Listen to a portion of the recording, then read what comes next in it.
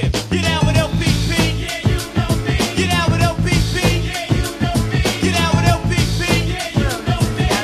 Angie and Money, and today we will be reviewing and discussing Las Meninas and the daughters of Edward Darley Droit and comparing them. Okay, we're going to start with Las Meninas first, who is a Spanish court painter. His name is Diego Velázquez. And this painting was painted in 1656, and it features the Spanish king's daughter, the Infanta Marguerite, who is in a lot of paintings, but this is the most famous one. Now, let's see what's going on with the composition in this painting.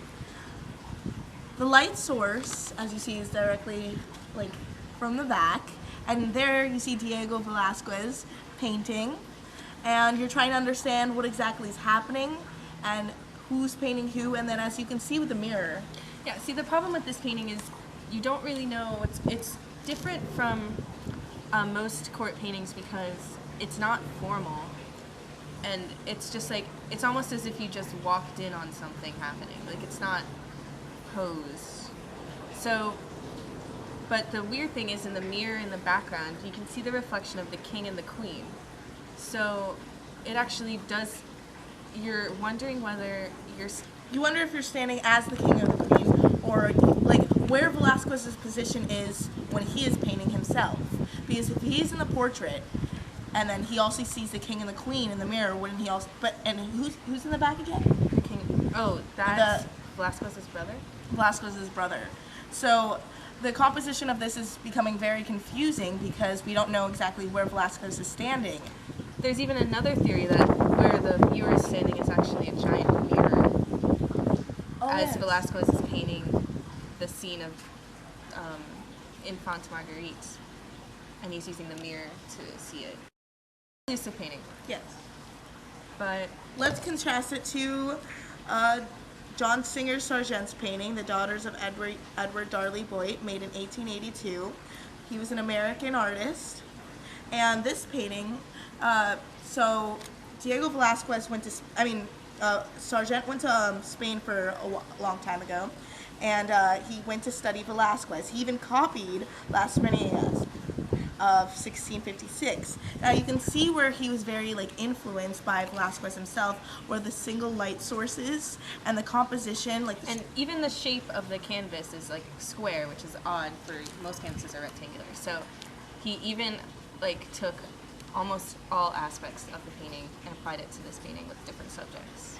And you can see the change of focus from going around from each person in the painting itself. Also the same thing with Las Meninas. The change of focus shifting from each person in the painting, so there's not a direct.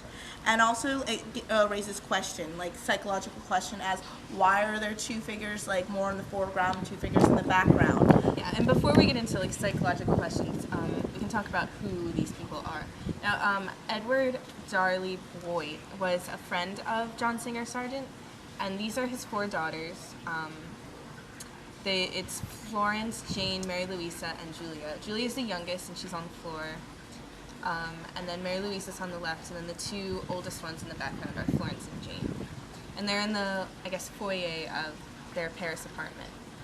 So the viewer can't really tell whether this was supposed to be a formal portrait or what it's supposed to mean, because he had a casual relationship with these people. Yeah, they weren't sure if they paid him, Sargent, to do the painting, or if he chose to do it himself. But from this painting, you're trying to understand, from the psychological point of view, what is the relationship between each other, and why did he place them in such a manner that, and how does it represent? Because it's such an unusual composition. Because usually it's the same level of importance for all figures in the painting, but he gave all of them varying importance, and people have been trying to figure out why to this day. And in both paintings, you can see the idea of depth being something very important to Velázquez himself, and something that Sargent tried to emulate in his photos, because you see the darks and the lights, and how the foreground of figures and the foreground of other figures, and the importance and the stresses of light sources. That's another thing with both of these paintings, that they don't, it's not that they use a lot of bright colors or anything, but they really stay true to the shades and like the shadows and everything, to the point where you don't feel like there's not a lot of color, like you don't feel bereft of color. And it was said that Sargent was a very, like, not an outspoken man, and he chose his words very carefully, and in that way, he almost did it with his art. He chose, like, the colors he would use, the placing of the figures very carefully in his artwork, and it's almost as if he used the subconscious energy of others and transposed it into paint on the canvas.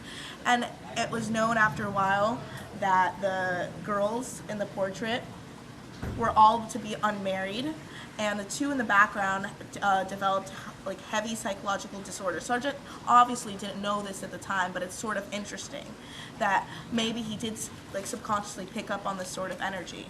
And that even brings us to a really interesting interpretation of the painting, which was like a Freudian interpretation, which said that it was like a psychosexual, like how they're placed in a womb kind of environment, and that each girl represents a phase in childhood and the loss of innocence as they go from younger to older, which the older ones which are like retreated in the background and alienated.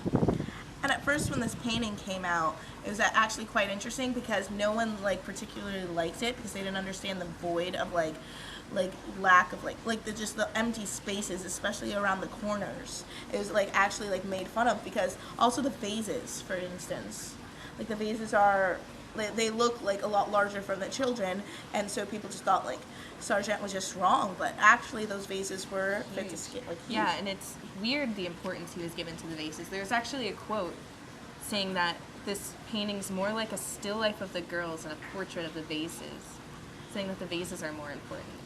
And actually, at the museum that this painting's hung in, they have, like, the family donated the vases that are actually in the painting, and they're, like, next to the painting, so you can see how big they are. And I think I'm almost starting to understand that quote. Like, it's as if to say that the children in the painting are, like, sort of a representation of a still life. You did catch them in a still of their lives. Yeah, and that's another comparison between Las Meninas and this painting, because they're both almost as if you walked in on something happening, and both subjects are glancing up in response, like, oh hey, you just walked in. Well, it's almost as if it's a genre scene in a sense, that you did catch them in a day of their ordinary lives, and you're trying to apply like some paint and canvas onto it to capture these moments in their lives, and how like the vases are just like what was it called? Not the still.